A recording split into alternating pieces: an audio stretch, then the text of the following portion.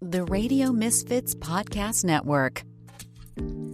Hello, everyone. Welcome to Planted with Sara Pine. I'm Sara Pine, your host, and today we have four-time author Jamie Evans, also known as the Herb Somm, on the show. Welcome, Jamie. It is a pleasure to have you here.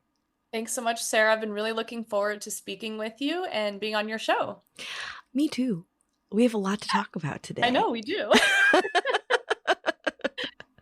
Well, first off, my first question I always ask all of my guests is, what was your first cannabis experience? Oh my gosh, I love this story. So I was in high school. I grew up in the Lake Tahoe area, actually Truckee, which is a small town up there. And I remember my first experience with cannabis. I was with a group of friends, and we actually were smoking flower out of a bong, which was my first time. I just remember getting like extremely high, and then I had the munchies, and like food tasted so good. So I was like, and I just remember like giggling like for the rest of the afternoon. So it was a very pleasant experience. And I just remember like the joy of like eating food with cannabis. So it was, yeah, that was the first time. Yeah, I mean, I think that's one of the things that people really, the first time that you get high, as long as it's a pleasant experience, right? You know, but it enhances so much, and especially food and like everything, just that concentration on flavor. Yeah, food, aromas, I think colors, just the whole world gets a little bit brighter. Yeah, just totally in the senses. And with that, like, you tell me about your trajectory into cannabis, because as a Herb Somm, you are talking about flavors along with, you know, different, like the whole full experience of consuming cannabis in a different way rather than inhaling. Right. You're drinking it. Exactly. So I actually came from the wine industry. So I spent over a decade working with wine. I'm a certified sommelier, and I actually crossed over to cannabis in 2017. When I launched my blog, I called it the Herb Somm, and really wanted to focus on the culinary side to cannabis. But during that time, I just remember in 2017, I was like going to different conferences around San Francisco Bay Area. And there was just so many women in cannabis, but also I was meeting a lot of different cannabis chefs and just going to their dinners and seeing how they were working with cannabis as more of an ingredient. I just thought that was so fascinating. And, you know, after kind of having my first infused meal, I was like, my mind was blown, because not only does cannabis enhance those aromas and flavors, but it also adds the sense of euphoria to like a dining experience, which I think is like nothing else. So I just, I started with my blog. And then in 2018, when cannabis went recreationally legal, I started hosting events. And I had an event series called Thursday Infused, where I worked with a lot of the chef partners that I was interviewing. And I had kind of like a rotating roster of chefs where we would do an infused dinner experience. I was hosting these events mostly in San Francisco. I also did a few events down in LA. But since then, I've written 4 books now about how to cook with cannabis, cannabis beverages, and then have partnered with just amazing partners over the years to do wine and weed experiences, tourism experiences. And so it's just been, I've just had so much fun in the cannabis space so far. That's really cool. And I think that the gathering together for events, whether it's, you know, just enjoying the flavors or getting better educated on it, is just such an important part around normalization and just building community. And for those of us who don't, you know, for those who don't partake in alcohol, like I myself, well, my husband and I love wine. As do I. You know, of course. And, you know, it's like, for the longest time, I would smoke occasionally when I was younger.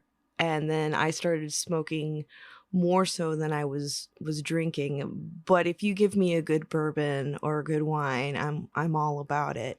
But when but when totally. When you look at, there is a lot of crossover when you were talking about the senses, and from like, you know, we've gone from kind of going from talking about it more medicinally, that where it's, how would you say it? In the beginning, during the medicinal days, we talked about it more medicinally because that was the more accepted way to have the conversation. Right. Because I can't, like, especially as a woman, with women not, women not outwardly consuming as much as men. I'm not going to say that they consume less. I think that we kept it to ourselves more. Mhm. But quite often I would be the person who would step out of the party and go have a puff, and to be me and a bunch of Right. dudes. And now, Exactly. you know, Yeah. now it's changed so much, and we're really getting into like the more novelistic aspects of it. What do you see with the commonalities and the crossovers between your work in wine and your Oh work my with gosh. cannabis? Yeah, I think it's been really interesting in the past like 5 or 6 years. We've really seen the growth of cannabis infused beverages. I love And that. yeah, and it's just been really fun to see like all the commercially made products that are coming out. And you can find everything from like cannabis infused wines. Of course, they're dealcoholized.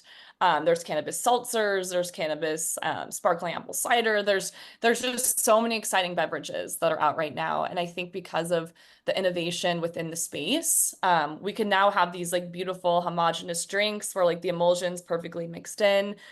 Sometimes there's like really no aroma or flavor that the cannabis is bringing to the beverage. So it really tastes kind of like, just like any other like beverage would.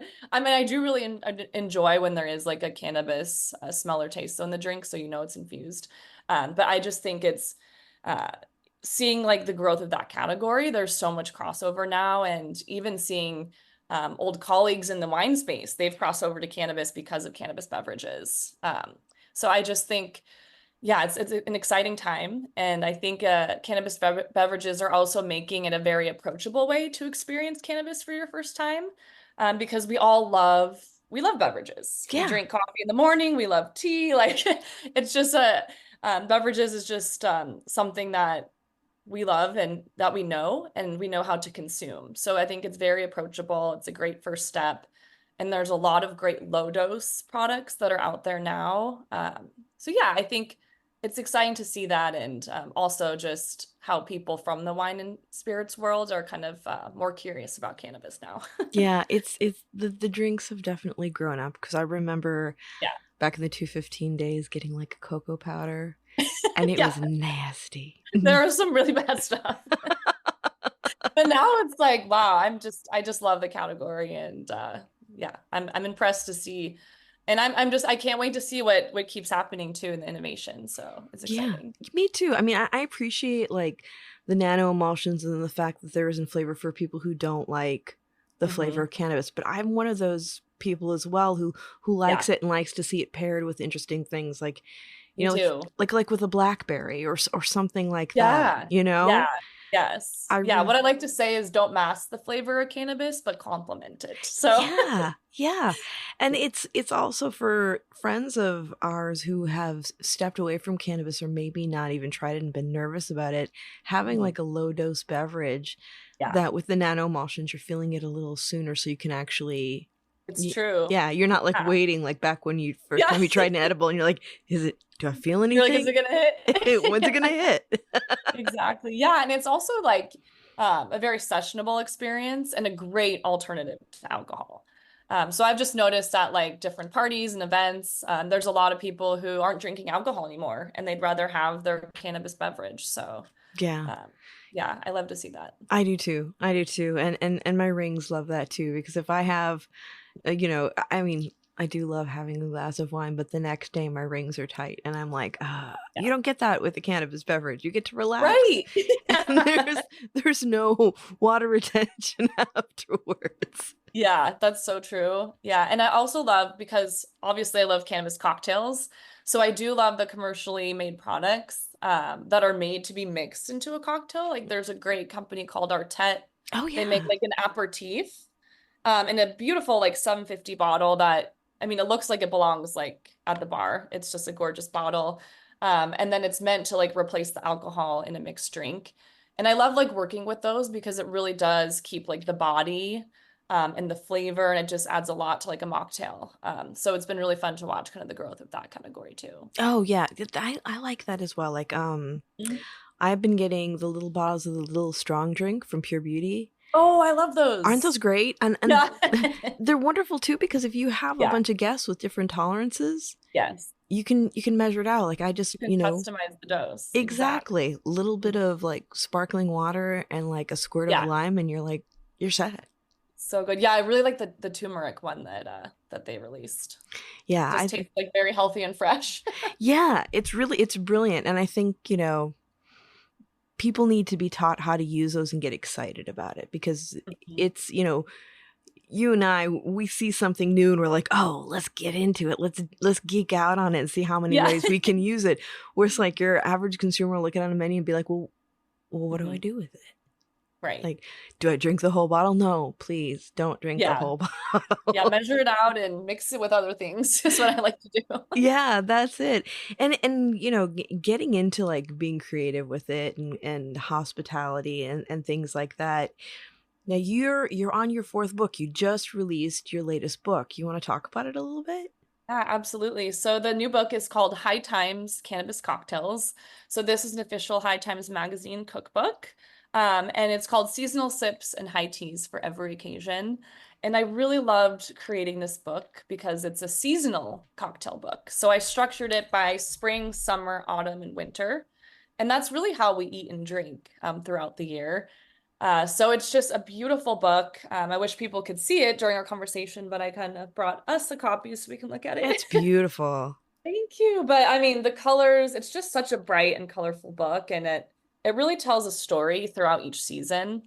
So like in the spring chapter, there's just so many colorful like rhubarb drinks, carrots, like things that we usually use in spring. Summer, there's a lot of melon and berries. Of course, during fall, there's like spices and pumpkin and apple. In the winter time, there's a lot of fun holiday drinks. So a lot of festive uh, things that you can make at home, but also some refreshing things. There's like a what is oh yeah, a mulled cranberry cider. And this is a beautiful picture. This is for wintertime. Oh, that's beautiful. And this is non-alcoholic. So these, there's some recipes that contain alcohol, but you can always swap it out. But there's a lot of great like mocktail recipes, which I think is key when doing a cannabis infused drink. Yeah. Also, there's a coconut Christmas margarita, which is really fun. Oh, that's cool. Give the gift that everyone will remember this holiday season, the 12 J's of Christmas gift box. This limited edition collection features 12 premium pre-rolls from 12 sun-grown farms in Humboldt, Mendocino, and Trinity counties. It's the ultimate gift for craft cannabis lovers and a way to support small farmers in the Emerald Triangle.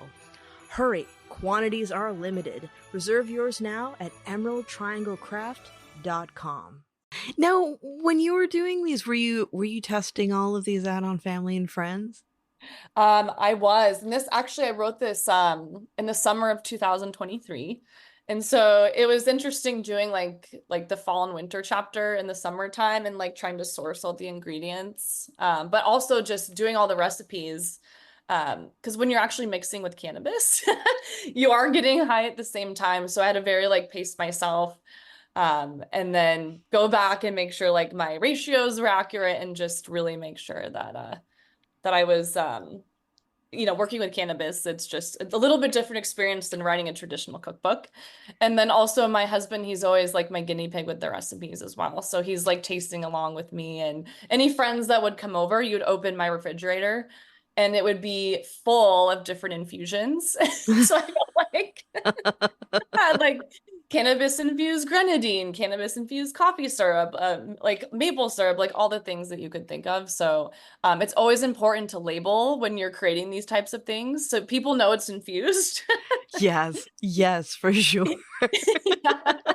But I felt like just kind of like a science lab for a little bit because there's just so many things in our refrigerator that were labeled, and I tried like different flour and concentrates and all the things. So You would have been like a stoner house sitter's dream. yeah, exactly.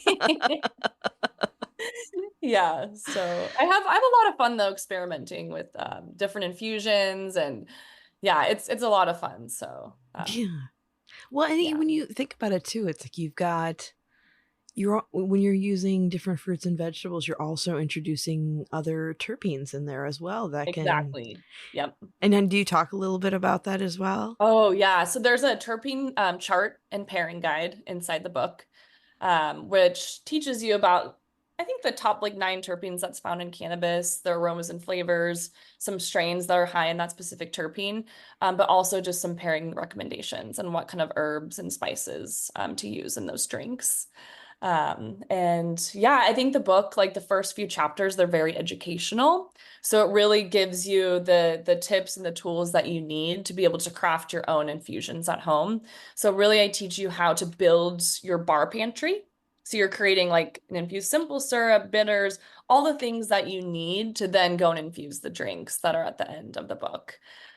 So I think it's a great beginner's book, but also for experts too. I think it's approachable for everybody that loves a good beverage. Yeah. So Oh, that's yeah. cool.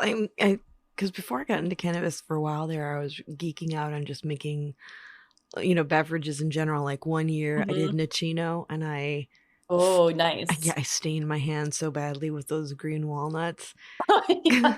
Because they just are like, I had like, they were just, my hands were just mottled with green walnut for like days. And then Oh, we did, for days. Yeah. yeah. And then we did a vin de orange. And I was like, every day I'd go like in the cabinet, kind of take a look at it, put it Yep. back, take it Yeah, out. yeah. Yep. That's kind of like similar to making like a bitters. Because you basically put everything into a large mason jar with like the bittering agents. There's a bunch of different ingredients that go into like spices and like dried orange peel. And then you basically mix it with like a higher proof alcohol to do the extraction. But then you keep shaking it every day. You go check on it. It's your dark pantry. And just make sure you're kind of getting those aromas and flavors that you like. And then at the end, you just strain it off and you have your bitters where you can only put like maybe just a few drops in your drink and you've infused it. So it's pretty cool. That's really cool. And I think there's just Yeah. something about like getting engaged and playing with things. I mean, I guess not everybody, I'm always surprised if some people find like the kitchen a scary place. They're like, oh, I don't go there. Yeah. I just get I have someone else do it or I get all my stuff pre-made because there really Mhm. is something special about making your own creations and sharing them with people. Absolutely. Yeah. Yeah, I'm all about it. And I have fun just like playing around with different things to see what works. So Yeah. Yeah. And with yours, because you're now when you're doing your creations, are you working with full flower then I'm assuming? yes. Yeah. So I'm working with full flour, then I decarboxylate, and then I mix it into my infusions. And then But for our listeners, will you explain to them how one decarboxylates cannabis? Because we haven't talked about yes. that conversion at Okay, all. great.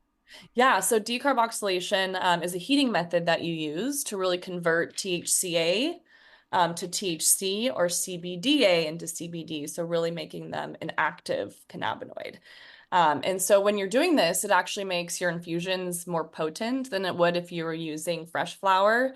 But I also love using fresh flower that's not decarboxylated for different tinctures because it really adds like these different like elements to the drink, and it really adds these really nice terpene profiles. Because one thing about when you're heating or decarboxylating, you are exposing your flower to heat. So your terpenes probably aren't going to be as fresh flower, obviously. So I think there's like a lot of different approaches. But in the book, the High Times Cannabis Cocktails book, there's actually different methods that you can use. There's a whole guide to decarboxylation, but also doing like a fresh flower tincture. Like I said, there's steps to teach you how to do that as well. So yeah, I mean, there's just a lot of tips and tools and tricks in there that I think any reader would love. That's cool. That's cool because then you with now do you sometimes put the decarboxylated and the uncarboxylated together in the same drink to create different notes in the cocktails or how does that Yeah, work? you could certainly do that. Especially with like the fresh flower tinctures, it just really adds these really nice aromatics, but also like you're not getting kind of like the THC. It's more of the THCA that's coming through as well. Yeah, so there's a lot of things you can experiment with.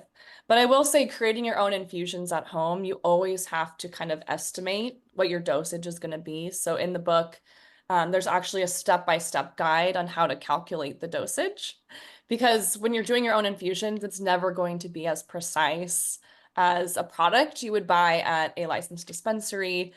Because of course we don't have testing labs in our houses, in Truth. our homes. So you always have to just kind of estimate the dose. And then, like I always say, before serving others, what I like to do is really gauge the potency on myself first. So either I'll test with like a quarter teaspoon of my infusion and just see like was my estimate correct? Is it 5 milligrams? Is it more like 10? So it's always kind of about like experimenting on yourself before serving others. I think that's also very important. Yeah, that's super important. I mean, I'm at the point now where like I would have an infused cocktail from you, Jamie, but I will not eat most people's homemade brownies anymore. I'm like, no, Right. it's okay. Yeah. I'm all right. Exactly. Yeah, and sometimes I feel like when you're making infusions at home, you can do like a fat-based extraction or alcohol-based extraction. And for some reason, I feel like the fat-based extractions, I don't know, for me, they just get me more high. Yeah. Or it's harder to estimate, but yeah, there's different methods in the book. There's actually like an infused butter. There's a butter tea recipe that's in the book. Yeah, so you'll find all different types of infusions that are in there. But That's cool. Well, I mean, THC binds to fats Mhm. really well, It does. which is why we Yeah. see a lot of those oil-based tinctures. Yeah, exactly. Like Yeah. olive oil, coconut oil, basically any type of oil works extremely well. Yeah. Yeah. Well, and I thought it was interesting that you're putting alcohol in some of the cocktails as well, because for people Mhm. who are careful with it, that can actually be a really nice combination as long as you don't Right. crossfade yourself. Yes. But also, like looking at some of the uninfused wines, and people out there, please, I'm not knocking anybody. I kudos to all of the effort that's going into it, but I have to say, and this is just my opinion, I have not found a satisfying alcoholized infused wine as of yet. I've Oh seen my God. some beautiful packaging, I've seen some wonderful efforts, but I haven't, and maybe it's just because I'm a total wine snob, Oh but my for gosh. it's just It's a not. It's a tough product. Did you ever try my old product? It was called Herbossi. It was a No. sparkling infused. Oh, yeah. So this came out in 2021. And it was a sparkling infused rosé in a can. And I thought it was pretty delicious. But times have been a little rough in the cannabis, so we haven't been able to go back in production. But coming from experience, it is very tough to create a dealcoholized wine because as soon as you dealcoholize it, it kind of removes the essence of the wine product. I would imagine so, yeah. Yeah, I mean, it's an incredible process that happens, but it's really up to like the producer to build back that profile. So really think about like the acidity and like you want to have something that gives kind of like the freshness of real wine, but not being overly sugary. Because I think there's a problem out there where people are trying to compensate and adding too much sugar in many different types of drinks. Yeah. I think for a wine like drinking experience, though, you really do need that acidity. But also with the alkalized wine, it's really about having that like you want to build the body back too, because once you remove the alcohol, it's very kind of like a watered down feeling in your mouth. So like how can you build that back to give kind of the weight of an actual wine? Yeah. Yeah, because Yeah. the one of them that I tried, and I'm not going to name any names because I really like this person and I really liked the effort, hmm but it tasted like flat pink lemonade. That can And happen for yeah, and sure. there's nothing sadder than having a product from someone that you really adore hmm and you didn't like it. Yeah. And Yeah. A that's lot of times. And it's also like the ingredients that you're using to build the wine back, because sometimes people are using, to give that acidity, people are using like citric acid, which creates kind of like that lemonade, like, whoa, like, uh, yeah. so I think like the key to that is, first of all, finding a really great wine lot. And then like starting with quality wine. And then if you dealcoholize it, it actually ends up pretty good if you start with a really good base. I could imagine so. I mean, and Yeah. I wish I would have tried yours because, like I said, it was just my like limited Oh my gosh. experience with Yeah. it, and like I said, the everything else about them was wonderful. It was Yeah. just the flavor was like off, and if it hadn't been as if they hadn't been marketed as a dealcoholized wine, I probably could have gotten behind it, Yeah. you know. But hmm without revealing your trade secrets around it, what can you tell us about like your process of what you did? Well, like I said, first of all, we found a really great rosé lot, which was Hmm. down at the Central Coast. It started out with like really great acidity, really great fruit, really great aromas. And when we dealcoholized it, it actually retained a lot of those aromas and flavors, which was exciting because sometimes you'll dealcoholize different wine lots and then there's like really nothing there except it's like super acidic or like a fault has come out because when you're dealcoholizing, you're basically concentrating everything down. So if there is like any fault in it at all, it's going to be like times 10 after you dealcoholize it. Yeah. So it really is about finding that great wine lot. So yeah, we sourced the rosé from the Central Coast. It dealcoholized incredibly well, and then we only needed to add maybe like a few things back into the wine. So there really wasn't a lot of additives that we added back. And then I think another great thing is when you're creating these types of products, always a sparkling, like if you add some CO2 for a dealcoholized wine, it really helps lift the product on your palate and gives it a little bit more life than just kind of like a still dealcoholized wine. So Yeah. I, yeah, I always like some bubbles. Yeah, I do. I'm a fan of Yeah. bubbles myself. I really I enjoy them so much. Do you think you'll bring it back? I would love to. I mean, we're definitely hoping to find the right fund or some fundraising and the right partners to bring it back. But regardless, it was such an interesting project, like a project to work on and just learn the process of doing that. And then we also worked with Vertosa, who did Mhm. our emulsions, and they did such an incredible job. So I think it all really worked out well, and yeah, it was great. That's cool. Yeah, they've been a real game changer as far They as have, yes. I love that. I love that. And I think, as I remember when beverages first came out, there were a lot of people that were, kind of like OGs, like, yeah, no, I'm all about Mhm. and don't get me wrong, I love a good hash. But they're like, I'm all Yeah. about the hash, I'm all about the flour. What's this drink stuff? This Yeah. is like, Yep. this is like the custy light sort of, Yeah. They're like, what is this? yeah, what is this? And I was like, no, no, I mean, well, we're getting into this and we're getting into normalization. We have to have many ways of using it so that people can actually enjoy it because Right. you have to have a format you like. And Hmm. I think that it's just such a friendly way to introduce people to it. And when we're looking at, I mean, in our Yeah. state, we have a lot of issues beyond consumer outreach that we're Mhm. dealing with, which is why we have all these great products that are disappearing and talented people like yourself, like, putting something out and then being like, well, let's let's Yep. see what happens, Let's see what happens. Exactly.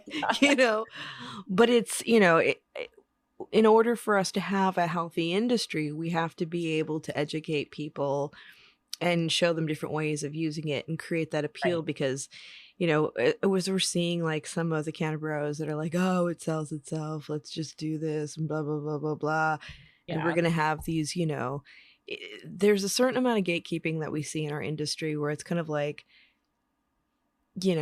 if you're not well equipped with information about cannabis, you're going to feel a little bit lost. And Hmm. then these same companies are like, well, why aren't we selling as much as we thought we were? We have this huge swath of the public that that format doesn't appeal to them. And it's very alienating. And it's not to say that it shouldn't exist because a lot of us enjoy it.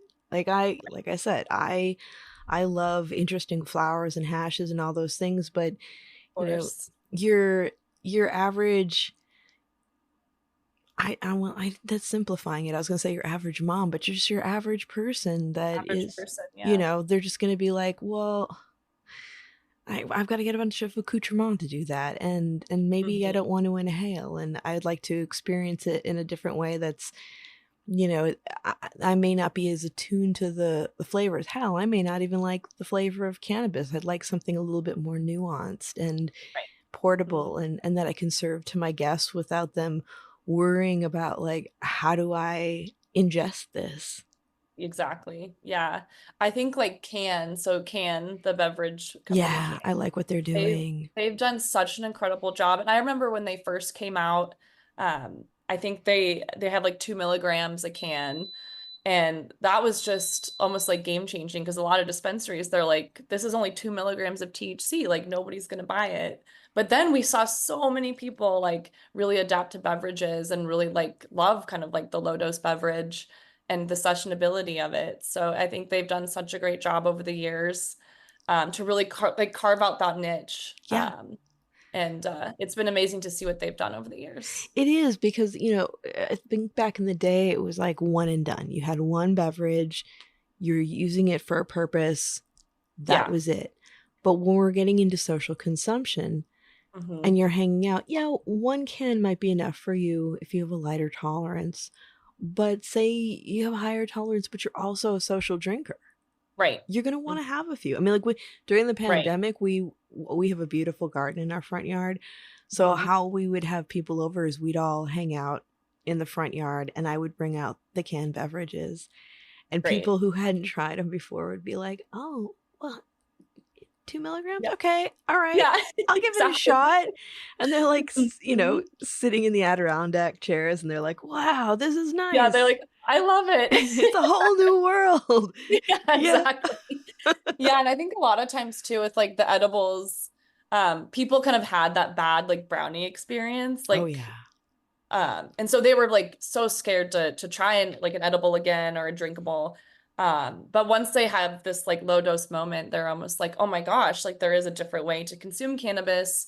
And so I've just seen that over the years of people kind of having that moment where they're like, oh my gosh, well, yes, I can consume cannabis again, but just kind of in a lower dose format. So yeah, and reclaiming that control over it, where people feel safer with alcohol because they know how much they can have. Right. But also having the conversation that it's different because it's not like when we were in health class and they talk about body mass or what have you. It has to do with our body chemistry. Right. Yeah, it's so different. And like cannabis impacts everyone so differently. And even it depends on like what you ate that day. Like honestly, like how much sleep you got. Like there's so many things that go into like your cannabis experience for that specific day. Oh, absolutely. Absolutely. It's like, where alcohol is pretty dependable. Like, what 2 glasses of wine are going to do. Yeah, that's it. I mean, like I'm a lightweight with my alcohol now. Growing up, like I always had a lot of guy friends, so I had a little bit of a higher tolerance because it's just what happens. Yeah, it is. And then it's so true. And now with like, cannabis, like, Jeff will have like a 2 milligram beverage and he's like, okay, I'm fine. And I'll, have a 20 milligram and he's like, what are you going to do now? I'm going to go right. And he's like, how do you, how do you do that? I'm like, it's fine. And you're like, I'm good. Yeah. And I'm half his size. It's like, I know. It blows my mind how people are so different and how cannabis impacts us. So yeah. Well, and what have you? I mean, as we're starting to grow up and more people are having conversations and wanting to get involved, what are you seeing with consumption events and just different things around culinary and cannabis that you've been really enjoying? Oh my gosh! Well, I've been having a lot of events this month, Nice. typically around like my book launch and everything. But I just noticed that people are very curious about the cannabis beverages. I mean, we're very talking about beverages, but it's just even when I do these cannabis beverage pop-up bars, which I've been doing, where we're making like mocktails, kind of like the past couple of years, people have been a little nervous to try it, but now I feel like everybody wants a cannabis beverage. So it's like, especially here in California, I feel like there's just this curiosity and people want a different experience than alcohol. So I think, people just are all about the cannabis beverages right now. So yeah. Well, and I think too, because in California we have, I moved here from Michigan. And so it's very limited on, the produce. Like I remember the first time that I saw, Radicchio in a grocery store and I was like, oh my God, this is amazing. I'm taking it home and I'm figuring out what I'm going to do with it. Right. But here it's like we have all this beautiful produce to choose from, like, and just like all the berries and fruits and the herbs and everything. We're so spoiled here in California. Oh, we are so spoiled. I just remember like the first time I went to a farmer's market, and it wasn't even the fancy one. It was the one in United Nations Plaza where there was just Oh like yeah. all of the like just really interesting stuff, like the bitter melon and everything. And I was like just putting it all in my basket. I'm like, I don't know what it is, but You're like, I'm taking it. yeah, I'm gonna take it. I'm gonna figure it out. I've never seen this in my life. I love that. It's so much fun. And I think that, that's another reason that as Californians, we're kind of in the forefront of looking at like the different modes of use and the different flavors and how we can incorporate, especially in the culinary. And oh my God. So interesting.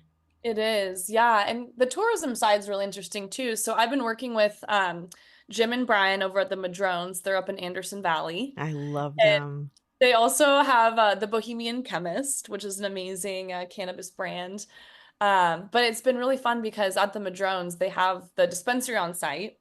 They have a Long Meadow Ranch on site, which is a tasting room and winery. And then they also have kind of like this private space that we've been activating and do cannabis and wine pairings in for their hotel guests.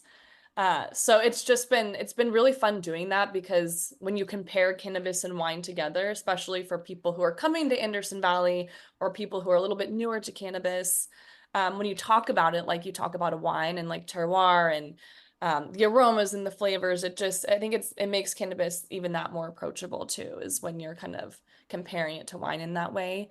And for the pairings, it's really fascinating because the Long Meadow Ranch vineyard and Bohemian Chemist, where their farm is, it's about a mile away. So we were actually doing the same vintage with our pairings, and you could actually taste kind of like the similarities between the two from the unique, but like from the terroir that's just Anderson Valley. So I always love like working with different wine regions who are kind of interested in doing that type of thing. But I think Anderson Valley, they're really focusing on trying to integrate both cannabis and wine tourism together.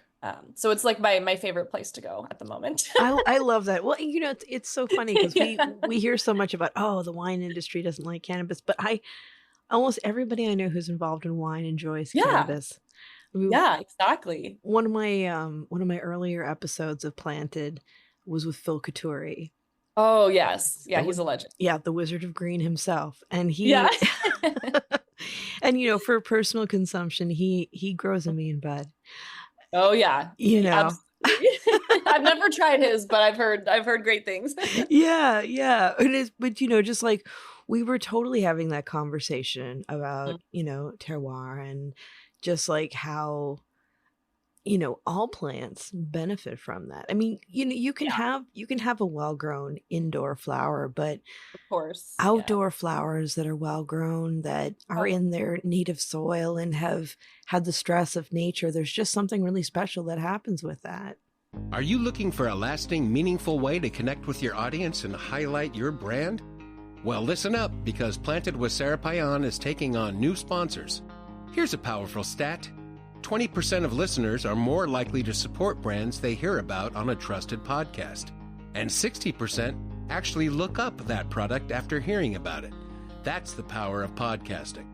Planted with Sara Payan has a unique draw. With remarkable guests, we attract and engage audience that spans all sides of the cannabis spectrum. Picture your message reaching these listeners time and again. Podcast ads are evergreen, meaning your brand stays relevant as new audiences discover and binge past episodes. It's a long-term investment that keeps on giving.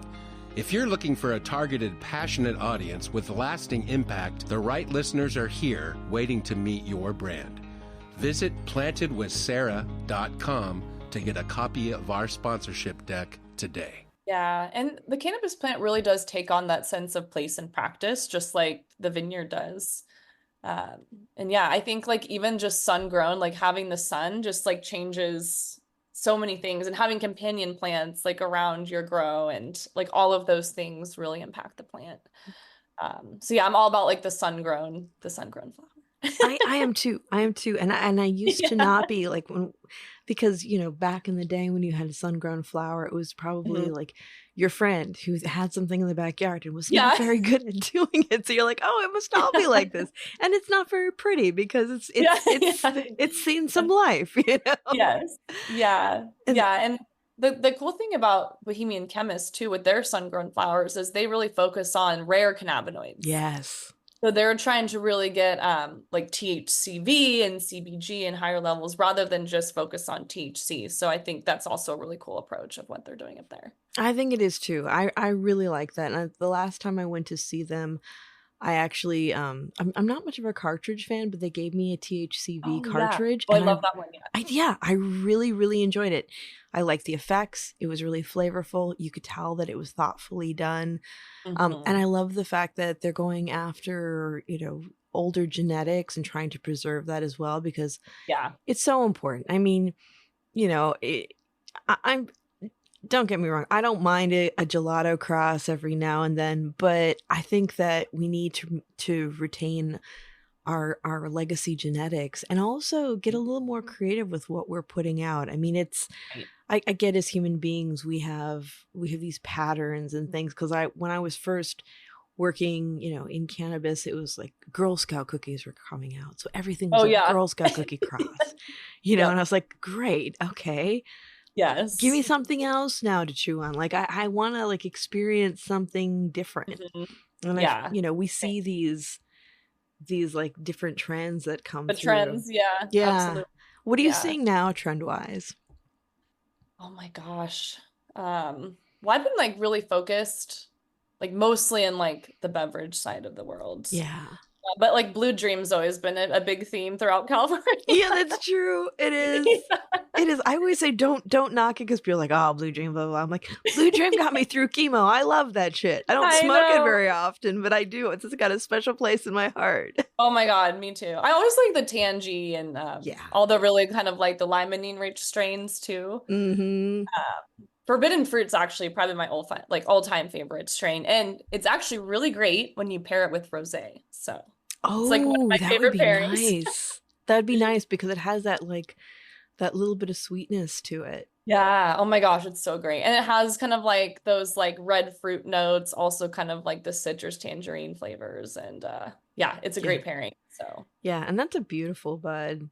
Oh my gosh. Yeah. Just the structure and color on it. I love that. I haven't that's the one thing I miss about not being in a dispensary anymore, especially in the days when we used to measure out deli style. Yeah. Which is just being able to get up close and personal with the buds and the aromas and the structures and the color and everything. It's the colors. Yeah. I hope someday we are able to get back to that more and do something kind of like what we see in our farmers markets now. Yeah, exactly.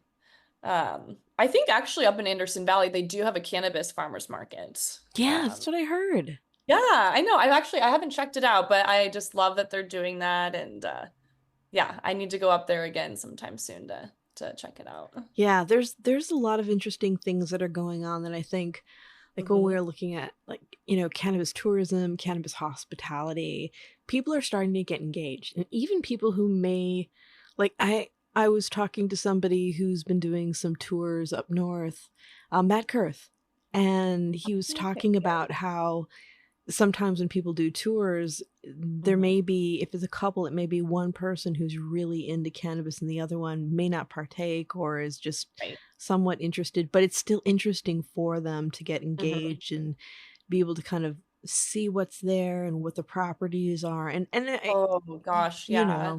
And actually see the plants. When you go out to the farm and you see the plants, I mean, you get that same feeling when you go to a vineyard. It's just it all connects the dots. And you're like, wow, this is a beautiful plant. It just all it makes it even more approachable too when you actually can see the huge, and it's fun going out there in September or October, when the plants are just so big, they're like trees.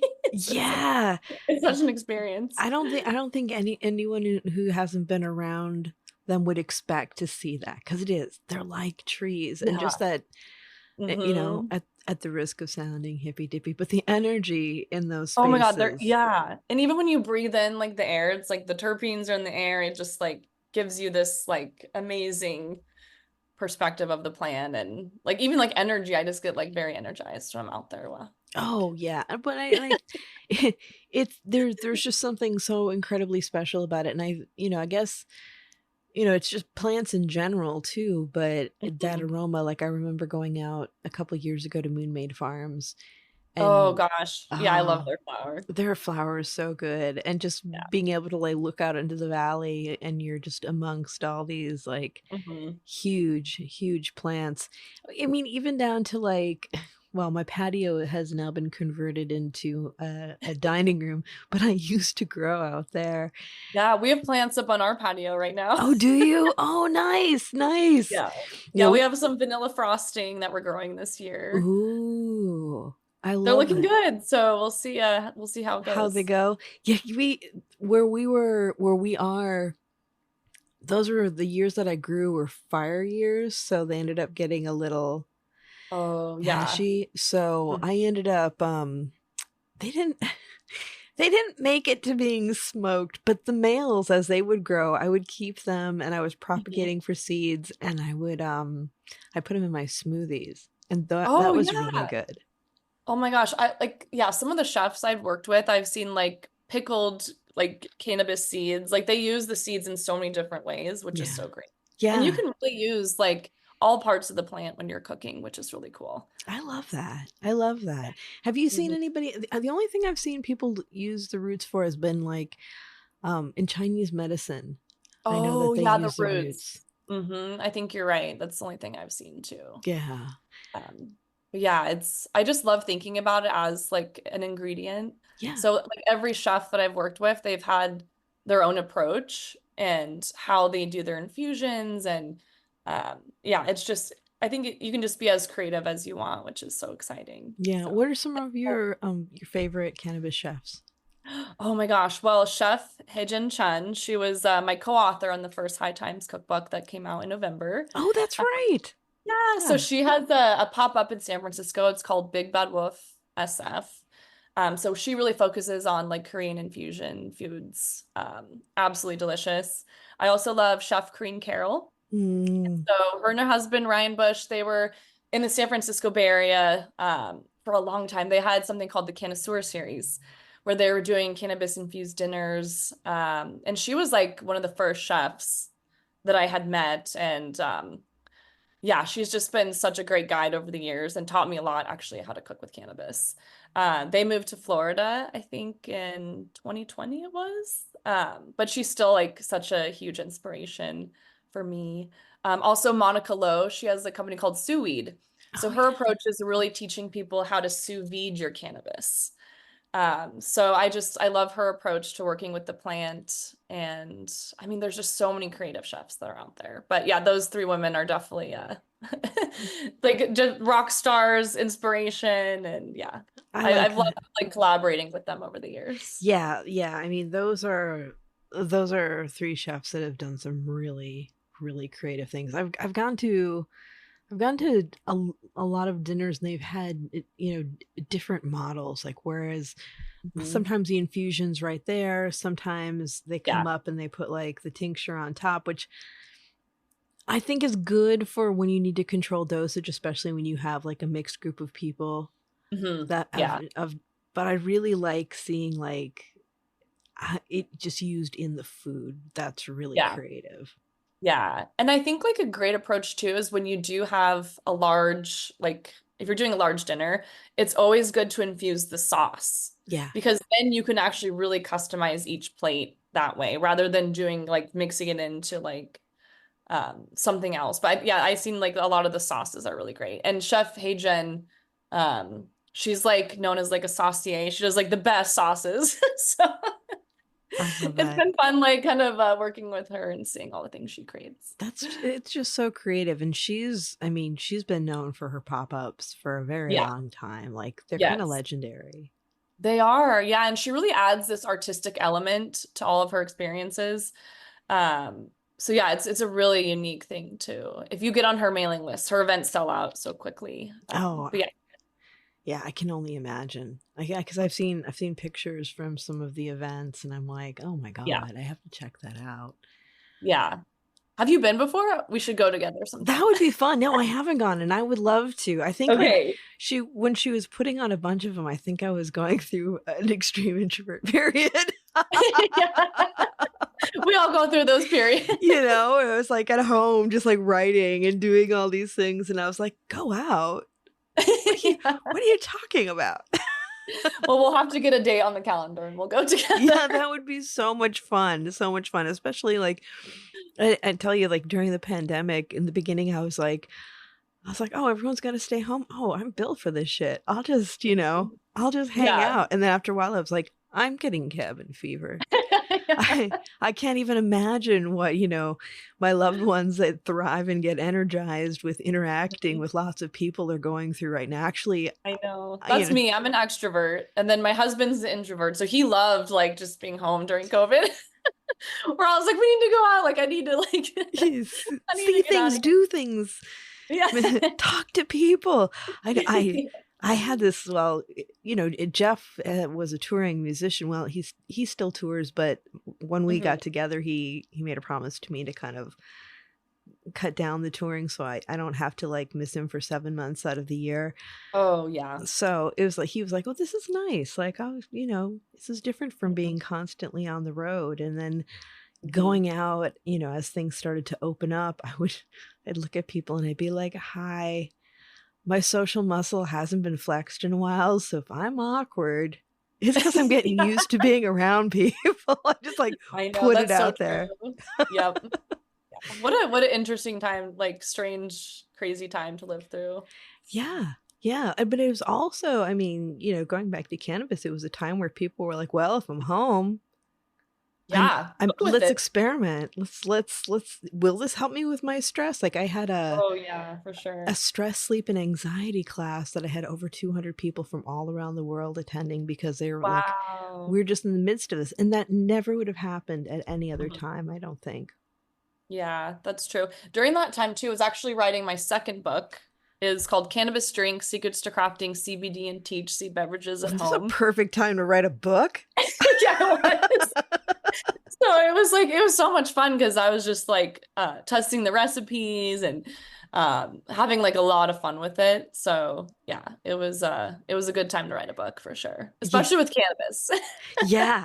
Yeah, exactly. When I think we needed that. The industry needed that time too. It's like, oh, it's too bad we can't all spend time together, and it's a little scary, but hey, yeah, business isn't so bad. That's true. Yeah, delivery was great. Yeah. And now people are, they're out and about, and now it's that call to getting people together and enjoying things and doing some experimentation and just like. On that note, like, what are some of the things that you're excited and hopeful about in the future? Oh my gosh. Well, I'm excited to see where the industry is going. I think that, we've been through some hard times in California. It's kind of like always a roller coaster ride.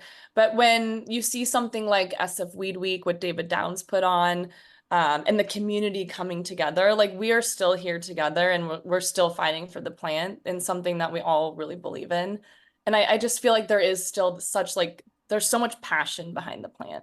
So this is what keeps me like just in love with the industry and in love with the people that are here, is like, we're still here through the tough times. Like we're still here. Yeah. And I think that's going to get us where we need to go. So yeah, I agree. And I have to say that the Weed Week events were wonderful. They were. Yeah. And it was so nice to see everybody. And like that. I know. And I feel the same as you. It's just like we are still here. Like our community is strong. And yeah, it was a good reminder of why we're here. It was. It's like from the big events to like when we were all at Vapor Room that day. And it was like, I just looked at all these women and I was like, we've never all been in the same room together. How cool is that? Like, let's remember this because hopefully it happens again, but who knows? Because we're all doing our own thing, running around. And I know that was a powerful room of women for sure. Yeah, it was so much fun. That was such a good day, and just the great energy. I mean, that's I think one of the things that I really love about the work that we do is it really draws people with a lot of good energy together, with creativity and compassion and just like the intelligence and the craftsmanship. Like I can't even think of another another movement, industry, what have you, that incorporates so much of all of this. It's like, it's, Absolutely. it's creative, it's political, it's medicinal, it's all of the above, and All of the then above. some. Right. It's so true. Yeah. And I just think that especially the community of women, it's just so special. And there's just so many amazing creative souls that we have the opportunity to work with. Yeah. We're super lucky. And I'm just so glad that we get a chance to sit and talk. And actually, you mentioned 2 of your books, but what are the other 2 so that everybody knows they can check those out as well? Yeah, of course. So the first one was called The Ultimate Guide to CBD. The second book was The Cannabis Drinks, Secrets to Crafting CBD and THC Beverages at Home. And then the third book was the High Times Cookbook. It's called Let's Get Baked. So that was the book I wrote with Chef Heijin Chen, which was really fun. So that came out last November. And then my new book is the High Times Cannabis Cocktails book.